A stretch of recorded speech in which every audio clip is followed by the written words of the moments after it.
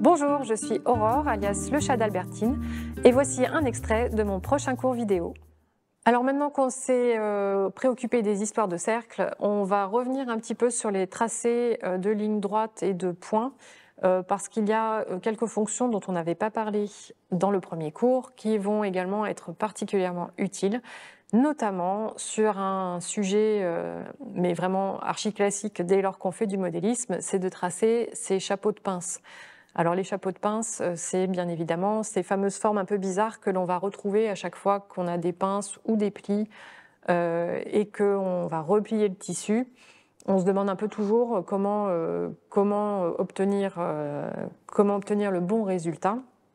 Donc là, je vais vous montrer comment faire avec Valentina dans le cas d'une pince de côté, enfin pince de poitrine, en ligne droite. On verra un petit peu plus tard dans le cours comment tracer les chapeaux de pince lorsqu'on est sur des zones courbes, comme par exemple une jupe. Là, le cas de la pince poitrine, je vais vous le faire en papier parce que comme ça va vous permettre de mieux visualiser ce qu'on cherche à faire.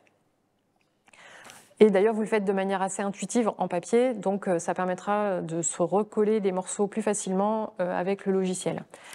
Lorsque je me place sur mon patron papier, donc là j'ai retracé grossièrement ma pince ici, que se passe-t-il en fait quand je ferme ma pince? Parce qu'en fait c'est ça que je fais.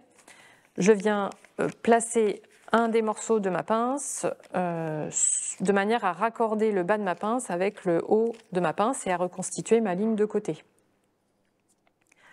Quand je fais ça, il y a deux choses qui se produisent. Déjà, si je regarde ce qui s'est passé en dessous, en fait, j'ai plié ma pince en deux au niveau du milieu de ma pince. Donc j'ai une ligne que j'ai matérialisée ici en rouge qui est ni plus ni moins que la bissectrice, donc le milieu de mon angle. C'est comme ça que ça se définit. Et si je regarde bien, la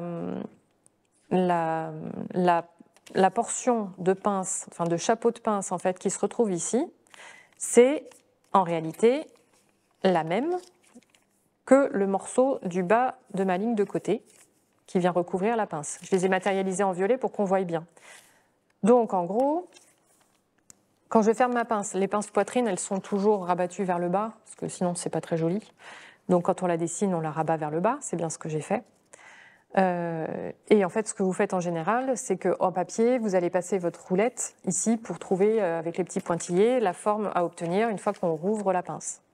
Là, je n'ai pas besoin, en fait. Ce que je vois, c'est que la partie en violet, finalement, elle est directement dans le prolongement du haut de mon côté, puisque quand je ferme ma pince, en fait, je retrouve bien une ligne droite complète. Voilà. Ça me donne le premier morceau. Et en fait, le deuxième morceau, assez naturellement, il se déduit en fait du reste, puisqu'une fois que je connais ce point-là, qui est le point d'intersection en fait de ce morceau violet avec ma bissectrice, eh bien je n'ai plus qu'à relier ce point rouge avec le bas de ma pince et ça me permet d'obtenir en fait la totalité du chapeau. Donc en fait, ce que je vais faire là, c'est essayer de reproduire ce raisonnement sur mon modèle.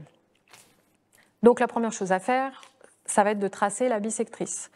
Alors la bissectrice, c'est là que Valentina s'est quand même assez bien fait. Nous avons une fonction qui s'appelle bissectrice. Donc c'est plutôt bien. Et on ne va pas se priver de s'en servir. L'aide me dit de sélectionner le premier point de l'angle. Je sélectionne le premier point de l'angle, le deuxième point de l'angle, le troisième point de l'angle. Un angle, en fait, c'est toujours défini par 3 points. Et là, on voit que j'ai une droite qui apparaît, qui se trouve au milieu de mon... qui se trouve du coup sur la bissectrice. Et en gros, il me demande de choisir où je vais placer mon point. Alors, en réalité, l'emplacement de ce point, il n'a pas vraiment d'importance à ce stade. Donc, je vais volontairement le mettre plus loin, dans un endroit, en fait, peu importe. Ce point-là ne va pas me servir, il me permet juste de construire la bissectrice. Voilà, il est là. Et puis qu'il y reste.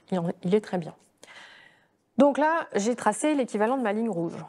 D'ailleurs, au passage, on peut changer les couleurs dans Valentina, c'est assez sympa.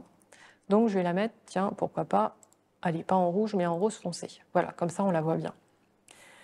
Et maintenant, ce qui m'intéresse, c'est de tracer en fait la ligne violette. Comme j'ai dit tout à l'heure, en fait, la ligne violette, finalement, elle est dans le prolongement de ma ligne verte.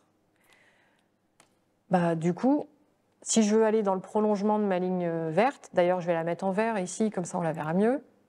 Hop, voilà, la ligne verte, absolument pas. On la voit pas du tout mieux. Alors, je vais prendre un autre vert, voilà, un truc moche. Voilà. Je veux donc tracer une ligne qui soit dans le prolongement de ce trait vert et qui vienne couper ma bisectrice. Si cet extrait vous a plu, retrouvez ce cours en intégralité sur artesane.com.